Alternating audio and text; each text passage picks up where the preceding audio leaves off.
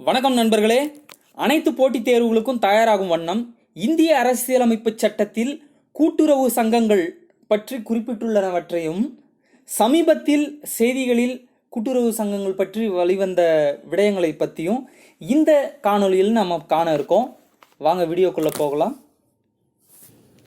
இந்த வீடியோவில் நாம் பார்க்க இருக்க 4 முக்கியமான விஷயங்கள் என்னென்ன அப்படின்னா, கூட்டுறவு சங்கங்கள் தொடர்பாக அரசியலமைப்பு சட்டம் கூறுறது என்ன, ரெண்டாவது கூட்டுறவு சங்கங்கள் தொடர்பாக அண்மையில் கொடுக்கப்பட்டுள்ள வரலாற்று முக்கியத்துவம் வாய்ந்த உச்சநீதிமன்ற தீர்ப்பு என்ன, மூன்றாவது அகில உலக கூட்டுறவு நாள் எப்போது கடைபிடிக்கப்படுகிறது, மற்றும் அண்மையில் புதியதாக உருவாக்கப்பட்ட மத்திய கூட்டுறவுத்துறை, அந்த கூட்டுறவுத்துறைக்கு அமைச்சராக முதல் முறையாக பொறுப்பேற்றிருக்கக்கூடியவர் யார். இந்த விஷயங்களை பற்றி தான் நாம் பார்க்க இருக்கோம். நண்பர்களே, இதில் கொடுக்கப்பட்டிருக்கக்கூடிய ஒவ்வொரு விஷயங்களையும் நீங்கள் மறக்காமல் குறித்து வச்சுக்கோங்க. வரக்கூடிய போட்டித் தேர்வுகளில் கண்டிப்பாக இதிலிருந்து கேள்விகள் பிரதிபலிக்கும். வாங்க வீடியோக்குள்ளே போகலாம். கூட்டுறவு சங்கங்கள் தொடர்பாக அரசியலமைப்பு சட்டம் சொல்கிறது என்ன அப்படின்னு பார்த்தீங்கன்னா, பகுதி 3, அதாவது உறுப்பு 12லிருந்து 35 வரை அடிப்படை உரிமைகளில், உறுப்பு 19லிருந்து 22 வரை சுதந்திர உரிமைகளில், உறுப்பு 19 6 வகையான அடிப்படை சுதந்திரங்களை வழங்குகிறது. இது தனிநபர் சுதந்திரங்களாகும். அதில் உறுப்பு 19 9C கழகங்கள், சங்கங்கள் மற்றும் கூட்டுறவு சங்கங்கள் அமைக்கும் உரிமையை பற்றி குறிப்பிடுகிறது. இதில் கூட்டுறவு சங்கங்கள் எனும் சொற்கள் 97வது சட்ட திருத்தம் 2011 மூலம் இணைக்கப்பட்டது. 15 பிப்ரவரி 2012 தான் இந்த சட்ட திருத்தம் நடைமுறைக்கு வருது. இந்த 97வது சட்ட திருத்தத்திற்கான சட்ட முன்வடிவு லோக்சபாவில் எப்பொழுது நிறைவேற்றப்பட்டது அப்படின்னு பார்த்தீங்கன்னா 27 நவம்பர் 2011லையும், ராஜ்யசபாவில் 28 நவம்பர் 2011லையும் நிறைவேற்றப்பட்டது. இப்பொழுதெல்லாம் போட்டித் தேர்வுகளில் சட்ட முன்வடிவு நிறைவேற்றப்பட்ட நாட்களை கூட கேட்குறாங்க. அதற்காக தான் அந்த தேதிகள்லாம் குறிப்பிட்டேன். பகுதி 4 உறுப்பு 36லிருந்து 51 வரை அரசு நெறிமுறைப்படுத்தும் கோட்பாடுகள். இந்த அரசு நெறிமுறைப்படுத்தும் கோட்பாடுகளில் 3 வகையான கொள்கைகள் கடைபிடிக்கப்பட்டிருக்கு. ஒன்று சமத்துவ கொள்கை, இன்னொன்று காந்திய கொள்கை, இன்னொன்று தாராளமய கொள்கை. இதில் காந்திய கொள்கையில் உறுப்பு 43 B கூட்டுறவு சங்கங்கள் அமைத்து நிர்வகித்தல் பற்றி குறிப்பிடுகிறது.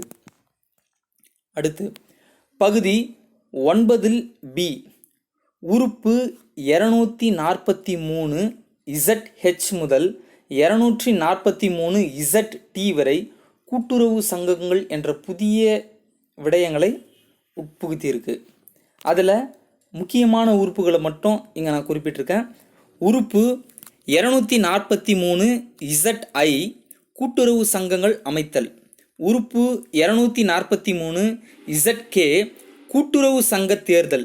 உறுப்பு 243 ZM கூட்டுறவு சங்க கணக்குகளை தணிக்கை செய்தல். இதுவரையில் அரசியலமைப்பு சட்டத்தில் கூட்டுறவு சங்கங்கள் தொடர்பாக என்னென்ன விடயங்கள் கொடுக்கப்பட்டிருக்கு அப்படின்றத பார்த்தோம். அடுத்து கூட்டுறவு சங்கங்கள் தொடர்பாக அண்மையில் கொடுக்கப்பட்டிருக்கக்கூடிய வரலாற்று முக்கியத்துவம் வாய்ந்த உச்ச நீதிமன்ற தீர்ப்பு என்ன அப்படின்றத பற்றி நம்ம பார்க்க போகிறோம். கூட்டுறவு சங்கம் விவகாரத்தில் மத்திய அரசு சட்டம் இயற்ற இயலாது. அண்மையில் ஒரு சொற்பதம் பயன்படுத்தப்படுகிறது, ஒன்றிய அரசு என்று. தமிழ்நாடு அரசின் கீழே இயங்கக்கூடிய TNPSC மூலமாக நடத்தப்படக்கூடிய தேர்வுகளில் அல்லது தமிழக அரசின் மூலமாக நடத்தப்படக்கூடிய ஏனைய பிற தேர்வுகளில் இந்த சொற்பதம் பயன்படுத்தப்படலாம். ஆகவே அந்த வார்த்தையும் நீங்கள் ஞாபகம் வச்சுக்கணும்.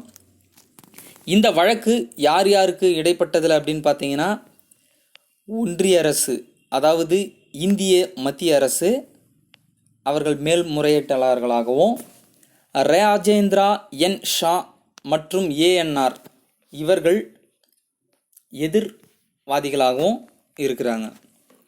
இந்த வழக்கில் யார் யார் சம்மந்தப்பட்டிருக்காங்க அப்படின்ற இந்த விஷயத்தையும் நான் கொடுத்துருக்கிறதுக்கான காரணம் என்ன அப்படின்னு பார்த்தீங்கன்னா, ஜெயிலர், அசிஸ்டன்ட் ஜெயிலர், இன்னும் பிற தேர்வுகளில் யார் வந்து வாதி பிரதிவாதி அப்படின்றதையும் கேட்குறாங்க. ஆகவே இந்த விடயங்களை குறித்து வச்சுக்கோங்க. இந்த தீர்ப்பில் என்ன குறிப்பிட்டிருக்காங்க அப்படின்னு பார்த்தீங்கன்னா, குஜராத் உயர் நீதிமன்றத்தினுடைய உத்தரவுக்கு ஆதரவாக 2 நீதிபதிகள் பெரும்பான்மை தீர்ப்பு கொடுத்துருக்காங்க. அதாவது கூட்டுறவு சங்க விவகாரத்தில் மாநில பட்டியலில் இடம்பெற்று இருக்கிறதுனால அதை அமைக்கிறது நிர்வகிக்கிறது தொடர்பாக மத்திய அரசு சட்டம் இயற்ற முடியாது.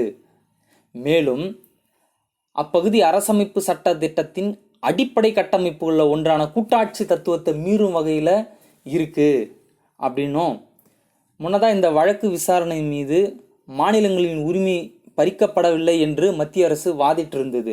ஆனால் அந்த வாதத்தை உச்ச நீதிமன்றம் ஏற்கலை. மத்திய அரசு புதிதாக கூட்டுறவுத்துறையை உருவாக்கி இருக்கிற நிலையில் உச்ச நீதிமன்றத்தினுடைய தீர்ப்பு வெளியாகிருக்குது. இது வந்து கவனிக்கத்தக்க ஒன்று.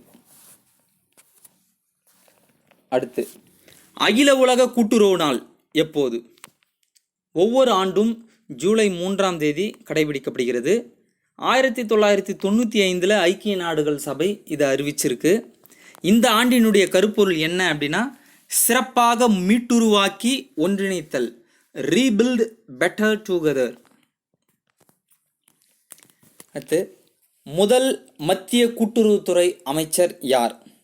இந்திய அரசின் வேளாண் அமைச்சகத்தின் கீழே இயங்கி வந்த கூட்டுறவுத்துறையை தனியாக பிரித்து உள்துறை அமைச்சரான அமித்ஷாவிற்கு கூடுதல் பொறுப்பாக வழங்கப்பட்டிருக்குது. கூட்டுறவு அமைச்சகம் மினிஸ்ட்ரி ஆஃப் கோஆப்ரேஷன் என்ற பெயரில் அழைக்கப்படுறதாகவும் தகவல் வெளியாயிருக்கு. இதன் கீழே தேசிய அளவிலான கூட்டுறவு நிறுவனங்கள், பல மாநில கூட்டுறவு சட்டத்தின் கீழ் பதிவு செய்யப்பட்ட நிறுவனங்கள், தேசிய கூட்டுறவு வளர்ச்சி நிறுவனம், தேசிய அளவிலான கூட்டுறவு பயிற்சி நிறுவனங்கள் ஆகியவை வருகின்றன. நண்பர்களே, இதுவரையில் கூட்டுறவு சங்கங்கள் தொடர்பாக அரசியலமைப்பு சட்டத்தில் குறிப்பிட்டுள்ளனவற்றையும், அது தொடர்பாக அண்மையில் செய்திகளில் வெளியான சில முக்கிய விடயங்களையும், மற்றும் கூட்டுறவு அகில உலக கூட்டுறவு நாள் எப்பொழுது கடைபிடிக்கிறது என்று பற்றியும் நம்ம பார்த்துட்டு இருந்தோம். போட்டித் தேர்வுக்கு படித்து கொண்டிருக்கக்கூடிய நண்பர்களுக்கு ஒரு கூடுதல் தகவல். அண்மையில் தமிழக அரசு கீழ் இயங்கக்கூடிய நூலகங்கள் மக்கள், அதாவது படிக்கக்கூடிய வாசகர்களுடைய பயன்பாட்டிற்காக திறந்திருக்காங்க. ஆகவே போட்டித் தேர்வுக்காக நூலகத்தை நம்பி முழுமையாக படிச்சுட்டு இருக்கக்கூடிய நண்பர்கள் அனைவரும் பயன்படுத்திக்கங்க. நன்றி. இன்னொரு வீடியோவில் நம்ம பார்ப்போம்.